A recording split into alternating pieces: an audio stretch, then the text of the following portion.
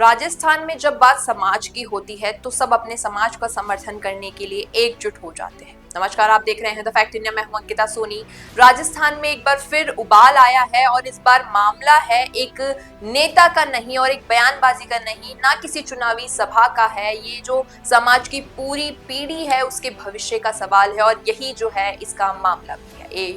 8 जून को भरतपुर के पीलूपुरा में जो गुर्जर महापंचायत होने जा रही है वो केवल एक सामाजिक कार्यक्रम नहीं बल्कि एक ऐतिहासिक मोड़ है, जहां से या तो समाधान निकलेगा या फिर एक नया आंदोलन जन्म लेगा। अब जरा सोचिए, 17 साल पहले 2008 में जब गुर्जर समाज ने आरक्षण की मांग को लेकर सड़कें जाम की थी, रेल की पटरियों पर धरना दिया था, तब पूरे देश की नजर इस आंदोलन पर टिक गई थी। दर्जनों लोगों की जान गई, परिवार उजड़े, लेकिन एक लड़ाई शुरू हुई, एक सम्मान के लिए, बराबरी के लिए। आज 2025 में 17 साल बाद क्या हालात बदल गए हैं? जवाब है नहीं। और यही वजह है कि विजय बैंसला जैसे युवा नेता ने फिर से मैदान में एक जंग शुरू कर दी है। विजय बैंसला खुलकर कह रहे हैं कि अब वार्ता बंद कमरे में नहीं होगी, अब डीलिंग सीक्रेट नहीं होगी, सबके सामने होगी। उन्होंने साफ कर दिया है कि सरकार को अगर बात करनी है तो वो समाज के बीच आकर बात करे, हमारा तय किए गए रूट चार्ट के हिसाब से काम करे, अब पीछे हटने का कोई ऑप्शन नहीं है। और इसलिए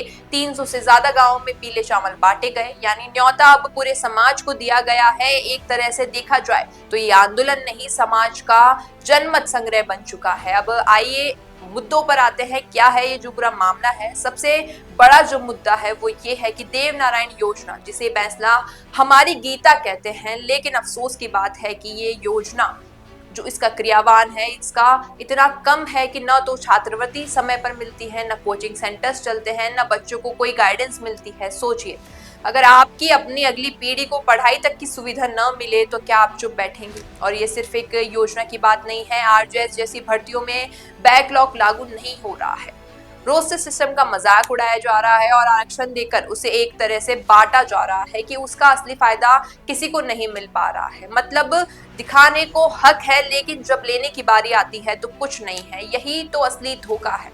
अब एक और बात जो बहुत चुभती है कि 2008 के आंदोलन में जो लोग शहीद हुए उन्हें इंसाफ क्यों नहीं मिला? विजय बैंसला शहीद स्मारक पर जाकर श्रद्धांजलि देते हैं और वहीं से सरकार को याद दिलाते हैं कि शहीद रूपनारायण की पत्नी जो आज तक नौकरी और मुआवजा नहीं मिला उन्हें, वो मांग कर रही है। सरकार बार बार केस वापसी की बात करती है, लेकिन हकीकत ये है कि ना केस वापस हुए, ना क्लैरिटी मिली। आखिर हो क्या रहा है? और इस पूरी लड़ाई का जो सबसे बड़ा पहलू है वो यही है कि किसी नेता की सत्ता की भूख नहीं है बल्कि एक समाज के बच्चों के भविष्य की मांग है।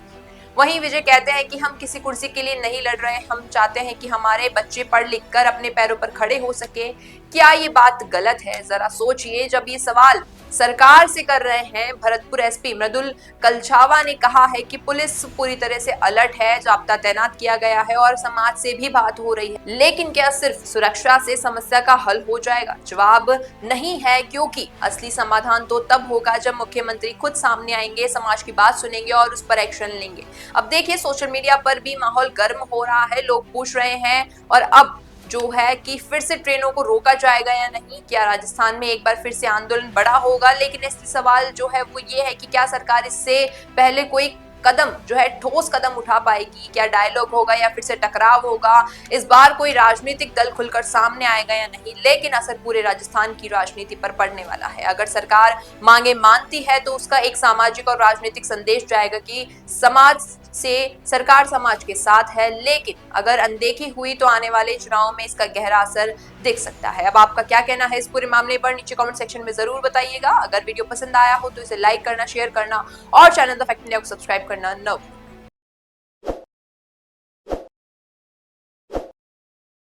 ताज़ा खबरों के लिए विजिट करें द फैक्ट इंडिया की वेबसाइट और डाउनलोड करें द फैक्ट इंडिया ऐप।